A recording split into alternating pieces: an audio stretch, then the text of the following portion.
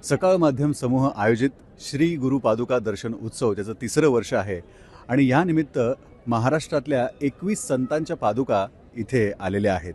सगळे भाविक त्याचं दर्शन घेत आहेत, पण खास पंजाबमधून सुद्धा संत श्री नामदेव महाराजांच्या पादुका इथे आलेल्या आहेत आणि ज्या आपल्यापर्यंत ज्यांनी पोहोचवल्या ते विश्वस्त मंडळ आता बरोबर आपल्या आहे. आपण त्यांच्याशी बोलूयात.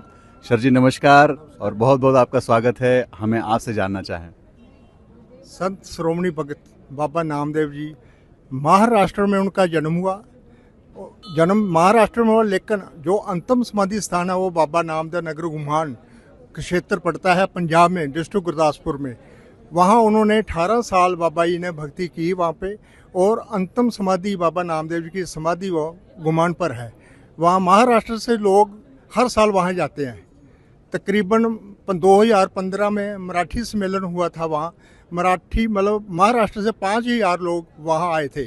और पंजाब में और उस वक्त सरकार श्री प्रकाश सिंह बादल जी की उन्होंने अपना राजपद्री समागम किया था. उस बार अपना बाबा जी के चरण पादुका हम 3 साल 3 बारी से यहाँ आ रहे हैं मुंबई में. हमें बहुत बढ़िया लगा. देखो इतना अच्छा प्रोग्राम किया संकाल वालों ने जो अपना बॉम्बे में, तो बहुत बढ़िया लगा. देखो कितनी संगत के रूप में आप दर्शन करने आते हैं. जितने भी यहाँ साधु संत है सभी की देखो चरण पादुका लगी हुई है. हम बहुत आभारी हैं सकाल वाले का, जिन्होंने हमारे निमंत्रण किया. हम जहाँ पहुँचे हैं आपका हम बहुत बहुत धन्यवाद करते हैं.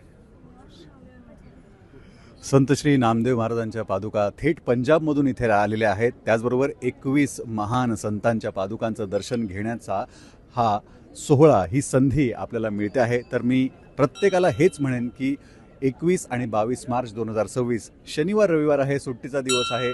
सगळ्या कुटुंबासहित इथे या. सकाळी 10 ते रात्री 9 वाजेपर्यंत वरळीमधल्या NSCI डोममध्ये हा सोहळा आयोजित करण्यात आलेला आहे. सगळ्यांनी याचं दर्शन घ्यावं. हे तिसरं वर्ष आहे सकाळ माध्यम समूहातर्फे आयोजित श्री गुरु पादुका दर्शन उत्सवाचं. धन्यवाद. महाराष्ट्रातील सर्व बातम्यांचे विश्वासार्ह व्यासपीठ. सकाळच्या सर्व सोशल मीडिया प्लॅटफॉर्मला लाईक, फॉलो आणि सबस्क्राईब करा. तसंच सर्व नोटिफिकेशनसाठी बेल आयकॉन प्रेस करायला विसरू नका.